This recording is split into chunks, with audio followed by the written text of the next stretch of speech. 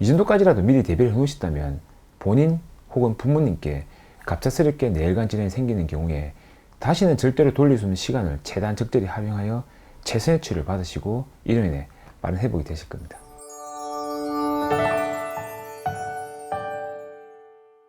안녕하세요. 손주영 의사생활의 신경과 전문의 손주영입니다. 2일 전에 병원에서 진료를 마치고 집에 도착해서 갑작스럽게 할아버지의 전화가 걸려왔습니다. 급한 경우가 아니면 이렇게 핸드폰으로 전화 오는 경우가 잘 없어서 뭔가 일이 생겼구나 라는 생각을 하면서 전화를 받았습니다. 방금 전에 할머니께서 의식을 잃으면서 쓰러지셨고 이로 인해 머리에 외상이 생겼는데 어떻게 할까 하는 내용이었습니다. 참고로 저희 할아버지 할머니는 90세가 넘으셨고 경북 김천에서 두 분이서만 생활하시고 있으면서 할머니는 회혈성 신장질환이 있어 대구에 있는 대학병원에서 약물치료를 하고 계십니다.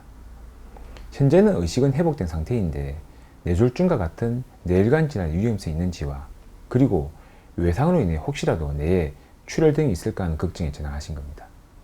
만약 부산이라면 제가 잠시 가서 확인할 수도 있지만 그 이상 김천까지 가는 건 무리였고 대도시에 사신다면 근처 병원에 잠시 가셔서 뇌 영상 촬영을 하시면 좋겠지만 시골에 사시고 90대가 넘는 할아버지께서 할머니를 모시고 멀리 있는 병원에 가는 것도 쉽지는 않은 상황이었습니다. 누구라도 고령이신 경우에 뇌졸중이 발생할 수 있고 특히 어르신들 두 분이서 생활하시는 경우에 뇌졸중이 의심되는 상황이 생길 수 있을 텐데 이런 경우를 대비하여 미리 어떤 준비를 해놓는 게 좋을 것 같다라는 생각이 들어 오늘 영상을 찍고 있습니다. 물론 주위에 곧바로 연락하는 저 같은 신경과 의사가 있으면 좋겠지만 대부분의 분들께서 이러한 상황이 아니니 혹시라도 이런 질병이 발생할 때 최대한 적절하고 효과적인 치료를 잘 받을 수 있는 대비책을 미리 알아놓는 게 좋을 것 같습니다. 오늘 말씀드린 뇌졸중은 허혈성 뇌졸중으로 뇌에 혈관이 갑자기 막혀서 피가 가지 않는 뇌경색을 이야기하는 것입니다.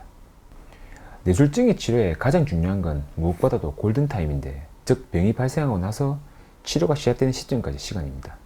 이 골든타임은 3시간이며 증상 발생 3시간 안에 진료와 MRI와 같은 영상검사 이를 토대로 정확한 진단을 하고 막혀있는 혈관을 다시 뚫는 치료까지 시행해야 합니다. 그런데 이 3시간은 생각보다 짧아 대부분의 뇌경색 환자분들이 이러한 혈관을 다시 뚫는 혈전용의제 치료를 받지 못하고 있습니다. 갑자기 우측 팔 다리가 마비되는 뇌경색이 발생했다고 가정해 보겠습니다.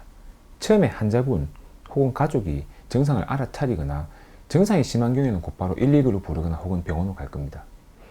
크게 심하지 않은 경우에는 왜 이러지 하면서 시간이 지나면 괜찮아지겠지라는 생각을 하시면서 좀 더 생활을 하시는 경우를 저는 많이 봤습니다.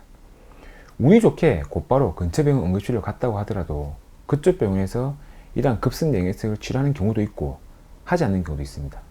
참고로 생각보다 급성 뇌경색을 제대로 치료하는 병원이 많지는 않은데 왜냐하면 이를 적절히 치료하면 기본적으로 신경과 신경외과가 있는 병원이어야 하고 신경외과 중에서 준재적 시술을 하여 막힌 뇌혈관에 직접 가능간을 접근하여 기계적으로나 약물을 사용해서 뚫어주는 치료가 가능해야 하기 때문에 이게 다 가능한 병원은 그렇게 많지 않기 때문입니다.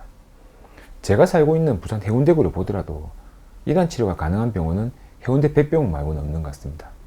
그럼 뇌졸중을 제대로 치료하지 못하는 병원에 가셨다면 또다시 다른 병원으로 전환하기 위해서 이것저것 알아보게 되고 정말로 중요하고 다시는 절대로 돌릴 수 없는 시간은 계속 지나갈 것이고 혹시 뇌졸중 치료를 하는 병원에 갔는데 앞 병원 뇌경색 환자를 시술하고 있어 현재는 이러한 치료가 안 된다고 하면 다시 또 다른 병원을 알아가야 합니다.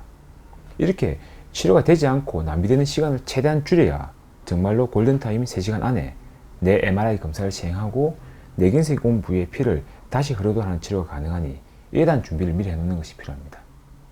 먼저 근처 병원 중에 이러한 뇌경색의 적절한 치료가 가능한 병원을 미리 파악해 놓는 것이 중요합니다.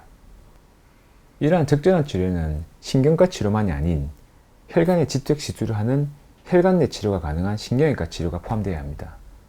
이게 중요한 것은 처음에 급성 뇌경색 진단 이후에 정맥을 통한 혈전용의제 치료를 시행하여 큰 효과가 없으면 곧바로 이런 시술을 하는 것이 정말 여기 중요한데 만약 여기까지 치료가 안 되는 병원이라면 정맥을 통한 혈전용의제 치료까지밖에 할 수 없고 현실적으로 이 치료를 하고 난 뒤에도 효과가 없다면 다시 혈관 내 치료가 가능한 병원으로 전환하는 것은 힘들기 때문입니다. 그러니 꼭 여기까지 치료가 다 되는 병원 리스트를 먼저 확인해 두는 것이 중요하고 이러한 병원을 근처에 한 개가 아닌 2개 혹은 3개 정도는 아시는 것이 필요합니다. 그래야 혹시라도 앞에 온 응급 환자가 시술하고 있다면 그쪽 병원이 아닌 다른 병원으로 처음부터 가실 수 있고, 간혹 병원의 기계 장비의 고장 등으로 이러한 치료가 안 되는 시점도 있을 수 있기 때문입니다.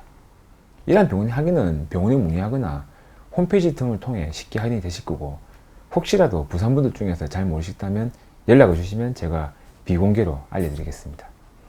이렇게 확인된 병원 리스트를 메모해 놓으시고, 혹시라도 뇌졸중의 증상이 발생하였다면 지체 없이 그쪽 병원 응급실에 문의해서 치료가 가능하다면 바로 그쪽으로 가시는 것이 시간이 제일 중요한 뇌졸중 치료에서 가장 중요한 첫 단계입니다.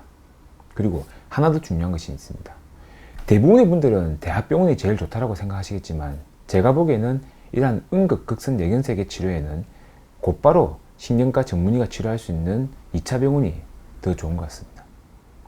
대학병원의 시스템상에서 처음에 인턴쌤이 진료하고, 이후 레진쌤이 진료하고, 다시 교수님이 연락해서 오더를 받는데, 1분이라도 시간이 아까운 상황에서 이런 비효율적인 치료보다는 곧바로 신경과 전문의쌤이 진료하고 바로 처치하는 것이 더욱더 효과적이라고 저는 개인적으로 생각하고 있습니다. 이렇게 해서 최대한 뇌경색 발생 이후에 치료까지 시행할 수 있는 시간을 줄일 수 있다면 더욱더 예후가 좋으실 거고, 혹시라도 팔다리 마비가 있으시다면 빨리 회복하실 수 있을 겁니다. 그리고 하나 더, 어떤 경우에 뇌졸중을 의심해야 할까에 대해서는 이전에 제가 만든 뇌졸중 증상에 대한 영상이 있으니 이를 참고하시면 도움이 되실 겁니다. 이 정도까지라도 미리 대비를 해 놓으셨다면 본인 혹은 부모님께 갑작스럽게 뇌혈관 질환이 생기는 경우에 다시는 절대로 돌릴 수 없는 시간을 최대한 적절히 활용하여 최선의 치료를 받으시고, 이로 인해 빠른 회복이 되실 겁니다. 오늘은 시골에 사시는 저희 할머니께서 쓰러지시는 바람에 갑자기 뇌졸중이 생길 때 어떻게 하는 것이 정말 적절한 치료를 받을 수 있을까 라는 생각을 하다가 시청자분들께 도움이 되실 것 같아 영상을 제작하게 되었습니다. 다행히 저희 할머니께서는 뇌졸중은 아닌 실신이 발생하면서 의식이 소실되었고, 이후 쓰러지시면서 머리에 외상이 있으신 것이었습니다. 시청자 여러분들 모두 미리 잘 준비해 놓으셔 급박한 상황이 발생했을 때 충분히 대비할 수 있으시길 진심으로 바랍니다. 오늘 내용이 도움이 되셨다면 구독과 좋아요, 알림 설정까지 부탁드립니다. 감사합니다.